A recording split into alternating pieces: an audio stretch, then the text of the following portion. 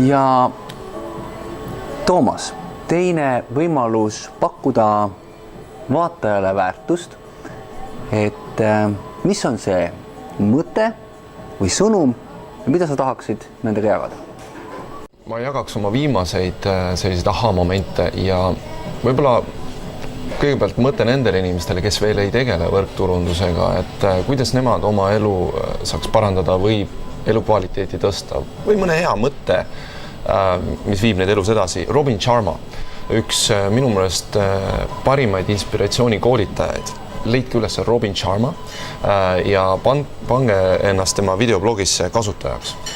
Sealt saab väga-väga häid mõtteid, ta küll ei tee neid videoblogisid eriti palju, aga need on tõsiselt kvaliteetsed ja annavad elule mõtet ja väärtust juurde. Ja tema viimases intervjuus BBC-s, mida ma nägin, ütles, nad arutasid, mis on juhtimine. Juhtimine on ju tegelikult väga laialdane asi. Iseenda juhtimine, teiste juhtimine, oma aja juhtimine.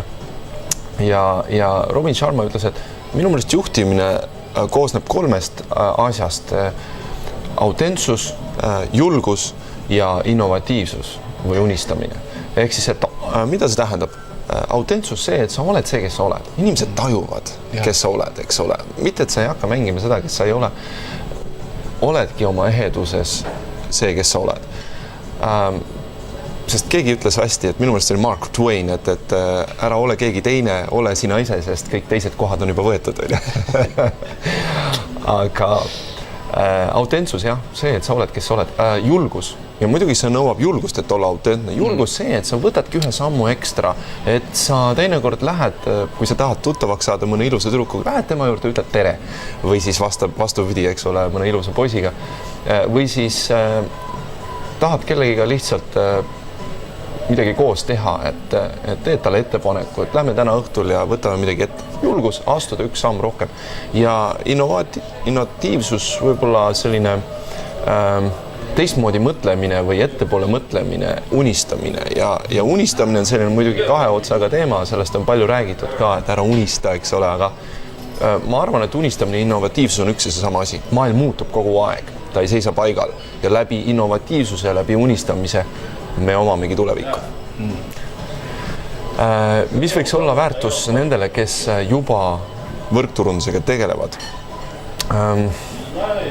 Võib-olla just see, et tulla kokku ja teha asju koos, sest et me oleme tegelikult ju karjaloomad, meie kui inimesed. Ja koos tehes me jõuame palju rohkem. Aafrika vanasõna ütleb ka, tahad kiiresti mine üksinda, tahad kaugele jõuda, mine koos. Et üks minu viimase aja selliseid kogemusi on, et kui me tuleme kokku koos, planeerime tulevikku koos, teeme tegevusi, helistame oma potentsiaalsetele klientidele või partneritele, siis see alati tuleb paremini välja, me saame üksteisele tagasisidet anda, me tõmbame üksteise energia ülesse. Nii et tulge rohkem kokku ja tehke asju koos. Väga vahva, Toomas. Selles mõttes suured tänud sulle, sinu aja eest ja veel kord, igal ühel meist on keegi, kellel võib olla midagi jagada. Kes on kokku puutunud võrkturundusäriga, keda tunned sina, keda tahaksid sina näha siin oma kogemusi jagamas. Ole kena, kommenteeri see video alla ja anna ideid, mõtteid, soovitusi. Minu soov sulle on, et ka sina sooviksid saada professionaalseks võrkturundajaks, sest et meil on parem tulevik. Lähme ja räägime sellest tervele maailmale. Mina tänan.